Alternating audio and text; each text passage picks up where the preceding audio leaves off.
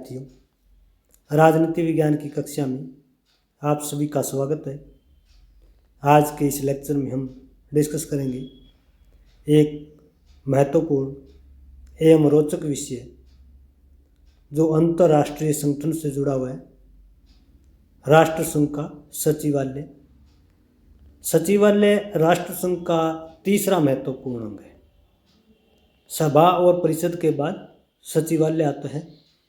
सचिवालय की रचना के बारे में, सचिवालय के कार्य के बारे में, सचिवालय की शक्तियों के बारे में, महासचिव की नियुक्ति कैसे होती है, महासचिव कौन कौन से कार्य करता है, महासचिव के पास शक्तियाँ क्या है, महासचिव की राष्ट्रसंघ में स्थिति क्या है। तो आज इस एक महत्वपूर्ण विषय पर हम अध्ययन करते हैं। सचिवालय। सचिवालय राष्ट्रसंघ का तीसरा महत्वपूर्ण एवं प्रभावशाली अंग। सचिवालय राष्ट्रसंघ का मुख्य प्रशासनिक कार्यालय।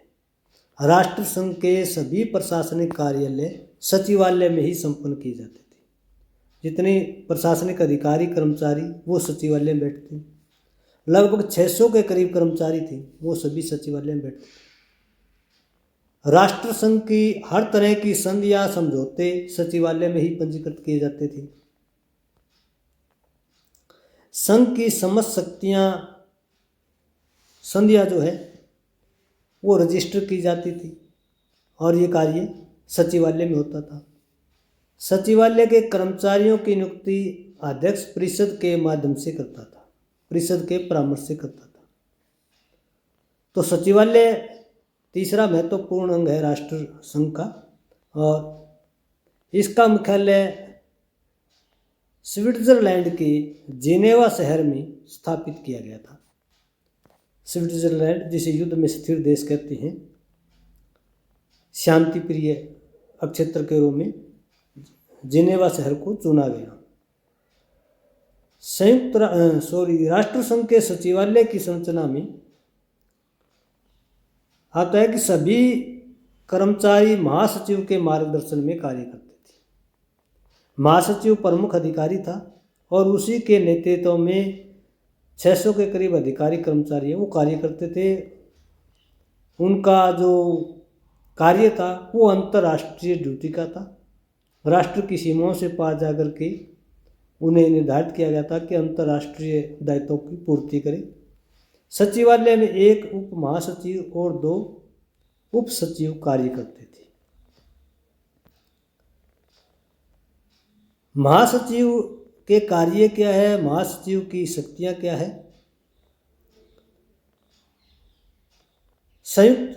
राष्ट्रसंघ में मुख्य रूप से 3 ही सचिव रहे हैं। पहले जो महासचिव थे वो जेम्स ड्रूम्ड थे, ब्रिटेन के रहने वाले थे, और 1920 से लेकर के 1933 तक ये राष्ट्रसंघ के प्रथम महासचिव रहे। लगभग 13 वर्षों का इनका कार्यकाल रहा। दूसरे महासचिव जोसेफ एवेनले थे, जो फ्रांस के थे, और इनका कार्यकाल 1933 से 1940 तक रहा। तीसरे महासचिव सिन लेस्ट्रे थे, जो अंतिम महासचिव थे, आयरलैंड के थे, और 1940 से 46 तक इनका कार्यकाल रहा।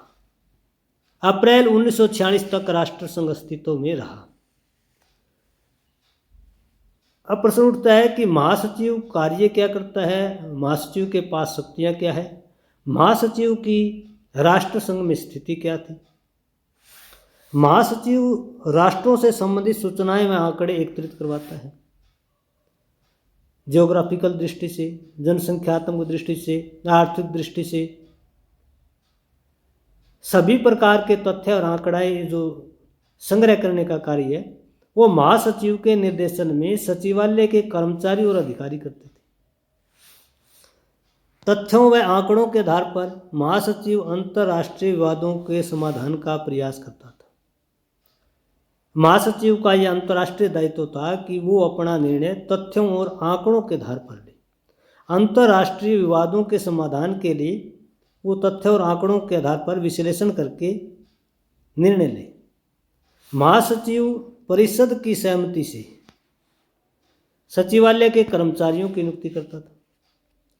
महासचिव विश्व शांति के लिए सदस्य राष्ट्रों के अनुरोध पर परिषद की बैठक बुलाता था।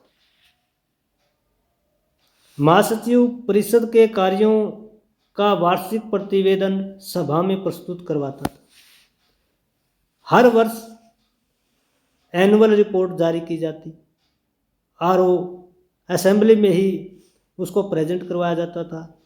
इसका जो नेतृत्व करने का अधिकार वो महासचिव का था। महासचिव कर्मचारियों के टकराव तनाव को दूर करने के लिए समन्वयक की भूमिका निभाता था। यानी महासचिव एक प्रकार से कोऑर्डिनेशन का कार्य करता था, चाहे उसमें सभा हो, परिषद हो, सचिवालय हो, अंतर्राष्ट्रीय श्रम संगठन हो या राष्ट्र संघ की जितनी समितियां हैं। अधिकारियों कर्मचारियों के बीच किसी भी प्रकार का तनाव है, टकराव है, उसको दूर करने के लिए महासचिव की जो भूमिका है वो समन्वयक की निर्धारित की गई। महासचिव सभा एवं परिषद द्वारा किए गए निर्णय सचिवालय में लेखबद्ध करता था। सभा और परिषद जो भी निर्णय लेती थी उन निर्णय को सचिवालय में लेखबद्ध किया जाता, रिकॉर्ड किया जाता था। महासचिव द्वारा सदस्य राष्ट्रों की संधियों को सचिवालय में पंजीकृत कराया जाता था। जिन राष्ट्रों में किसी प्रकार का एग्रीमेंट होता, संधियां होती, तो पहले उसको सचिवालय में पंजीकृत करवाया जाता था। अगर वो संधियां, वो समझौते राष्ट्र संघ के संविधान के विरुद्ध हैं, अंतर्राष्ट्रीय शांति सुरक्षा के विरुद्ध हैं, तो ऐसे संधि और समझौतों को रद्द कर दिया जाता। महासचिव के निर्देशन में सभा और परिषद की बैठकों की कार्यसूची तैयार की, एजेंडा तैयार किया जाता था। सभा की बैठक कब कैसे होगी, परिषद की बैठक कब कैसे होगी, जो प्रोसीजर है, प्रक्रिया, वो सचिवालय में ही तैयार की जाती है। महासचिव को सदस्य राष्ट्रों को विभिन्न समस्याओं को सुनने व चिंतन करके समाधान करने का अधिकार था। महासचिव को संघ सदस्यों की सामाजिक कुरीतियों एवं चुनौतियों पर चिंतन एवं समाधान के उपाय करने का भी अधिकार था। जितने सदस्य राष्ट्र थे उन सदस्य राष्ट्रों के भौगोलिक क्षेत्र में या उस राष्ट्र की सीमाओं के अंदर अगर किसी प्रकार की सामाजिक कुरीतियाँ, सामाजिक अंधविश्वास, सामाजिक बुराइयां थी, चुनौतियां थी, तो उनके समाधान करने का जो अधिकार है वो महासचिव को दिया गया। महासचिव की जहाँ तक स्थिति का सवाल है, राष्ट्र संघ के महासचिव की राष्ट्र संघ में महत्वपूर्ण स्थिति थी, प्रभावशाली स्थिति थी। समस्त अंगों में अगर देखा जाए तो महासचिव का सबसे बड़ा पद माना जाता है, सबसे बड़ा प्रशासनिक अधिकारी उसे ही माना जाता है। सभा, परिषद, सचिवालय सब उसके निर्देशन में कार्य करते हैं। सभी अंगों में वो समन्वय का कार्य करता है। अंतर्राष्ट्रीय शांति सुरक्षा सहयोग के लिए उसको नेतृत्व करने की जिम्मेदारी दी गई। अब प्रश्न उठता है कि सचिवालय क्या कार्य करता है। सचिवालय के पास कौन कौन सी शक्तियां हैं। सचिवालय में राष्ट्र संघ के सभी अंगों, सभा, परिषद, सचिवालय, श्रम संगठन, स्थायी न्यायालय के लिए कार्य किया जाता। सचिवालय सभा एवं परिषद के निर्णयों का अभिलेख सुरक्षित रखता था। कर्मचारी तथ्य व आंकड़े एकत्रित करते थे, ये भी सचिवालय का ही कार्य था। सचिवालय में राष्ट्र संघ के सदस्यों की संधियों को पंजीकृत किया जाता था।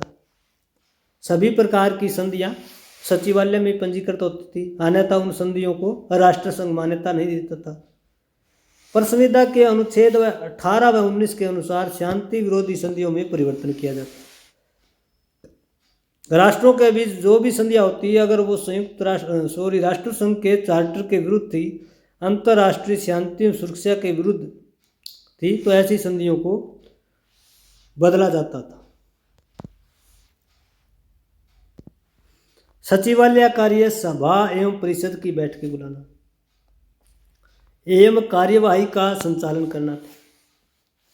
सचिवालय का एक महत्वपूर्ण कार्य विभिन्न अंगों की बैठकों के लिए कार्यसूची का निर्माण और सभी सदस्यों को इससे अवगत करवाना। सचिवालय में महासचिव के नेतृत्व में संघ की वार्षिक रिपोर्ट पेश की जाती थी कि पूरे एक वर्ष के दौरान संघ ने कौन कौन से कार्य किए, क्या क्या अचीवमेंट प्राप्त की, क्या क्या चुनौतियां आई। सचिवालय में सदस्य राष्ट्रों में व्याप्त दास प्रथा, भूखमरी, अशिक्षा, अंधविश्वास, सामाजिक कुरीतियों का विवरण अंकित किया जाता था। सचिवालय द्वारा सदस्य राष्ट्रों की समस्याओं को सभा एवं परिषद के पास भेजा जाता था। यह भी एक सचिवालय का महत्वपूर्ण कार्य था। राष्ट्र संघ के एक महत्वपूर्ण अंग जिसे सचिवालय कहा जाता है, सचिवालय की रचना के बारे में, सचिवालय के कार्य के बारे में, सचिवालय की शक्तियों के बारे में, महासचिव की नियुक्ति, महासचिव के कार्य, महासचिव की शक्तियों के बारे में संबंधित आज का ये वीडियो लेक्चर आपको कैसे लगा कमेंट करके ज़रूर बताइएगा। अगर वीडियो लेक्चर पसंद आता है तो इसे शेयर कीजिए और मेरे इस YouTube चैनल को सब्सक्राइब करना न भूलिए।